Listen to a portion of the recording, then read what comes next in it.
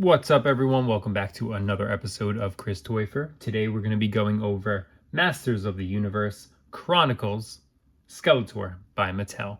This is part of their Chronicles line, or their collector's line, so there's better articulation, more accessories, the detail is better, and it's there.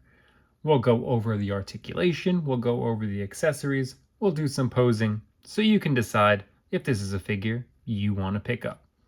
Alright, let's get into it. Alright, so for the inbox collector, Masters of the Universe Chronicles up top, a nice big window so you can see the figure. Skeletor, Mattel, and deluxe articulation on the bottom here. There is a nice picture which wraps around to the side. On the back, you have more pictures of the figure, picture of the figures in the line, some text up there, who you have up top left, half picture on the side here with some more window. It's an overall good box, good detail, and then nice big window if you want to display the figure in box. All right, going over the accessories, he doesn't come with a whole lot. He comes with a right side open fist hand. It's got some white dry brushing in there for detail. It is a decent sculpt. It does have decent paint job or paint application. And then he gets a left closed fist. Pegs in. Same white dry brushing. Would have been nicer if we got left and right of both. And then we have the staff. Staff looks really good. It is a good sculpt. I'm not sure 100% on the accuracy to the movie, but it does look really nice. So for the $27.99 price point, you're not getting too many accessories with this figure. Size comparison with other lines. You have the Mattel Core DC here. You have Hasbro Lightning Collection. Then you have Marvel Legends, Hasbro, Wolverine. He's the shortest out of all of them. Skeletor, I would say, is the same height as Batman. So I think this works for the Hasbro Lightning Collection, the Marvel Legends, the core line of their DC. They're all about a good size compared to each other. Putting him next to a Star Wars Black Series Darth Vader. Yes, it's an older one, but Darth Vader hasn't really gotten that much bigger. Maybe he's a tad bit taller with the newer figures. And then a McFarlane All Might. I think it looks good with the All Might, because All Might is a very hulking person. But I don't think it looks very good with the Darth Vader. Anakin Skywalker is tall, so Darth Vader should be tall. I'm not really sure how tall Skeletor should be, but this looks okay. This doesn't look okay. All right, so just going over the figure, it looks really good based on his movie appearance. There's a lot of detail on the sculpt here. There's a lot of paint work. You got some purple here on the belt. It's a different color here with a dry brushing. The boots, different type of purple there, or darker color. Purple here. The paint application is clean, it's crisp. Got some more over here. The sculpt. He looks like he does in the movie. Got more paint throughout here. Red there. You can't really see it on camera too much, but he does have red eyes. It looks really good. The piece of plastic up here, his cape, his hood, it is a soft plastic, so it does kind of move when you move the figure. I would have preferred this to be soft goods, but the thing I do like is you can move, the hood is attached to the head. So when you move the head, the hood goes with it, and you don't have to worry about fixing the hood. So that's kind of cool for a soft goods cape. But man, they just did a really good job with this figure.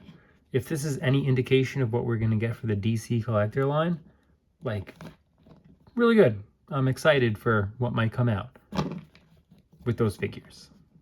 They did a really good job with this. Okay, going over the articulation. His head will go all the way around, and it'll get stuck like that. He will look up that much. He will look down that much. You will get not really anything side to side. His arms will go all the way up and around. Soft plastic there. You can go that high for a T-pose.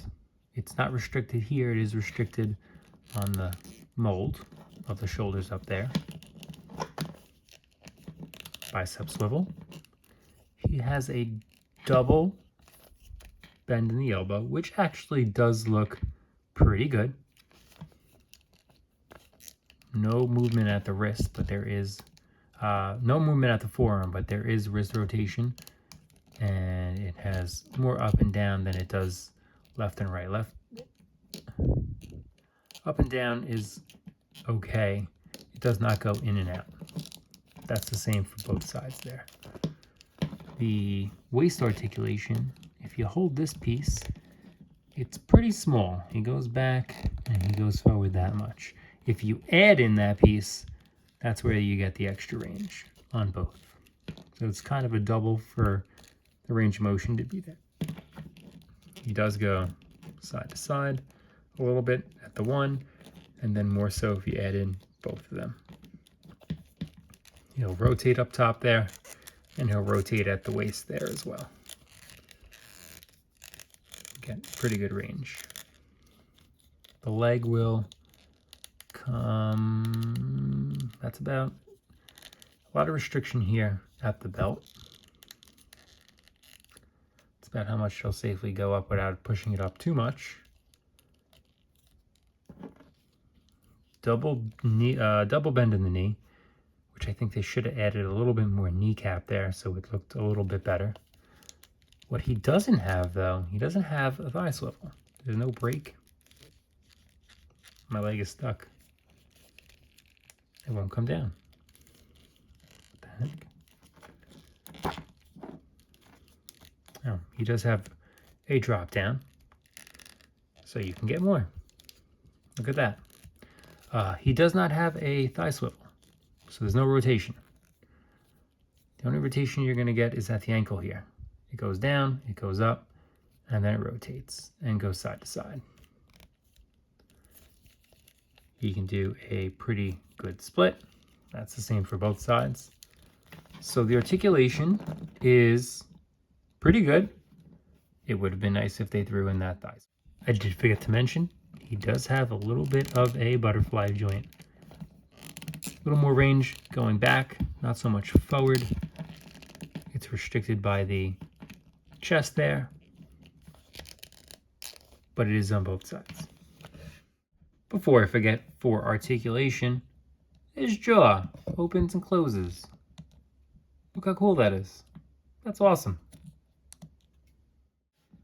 Here is Skeletor in a fighting stance pose. Here's Skeletor in a very relaxed, normal stance. Here's Skeletor in another sinister pose.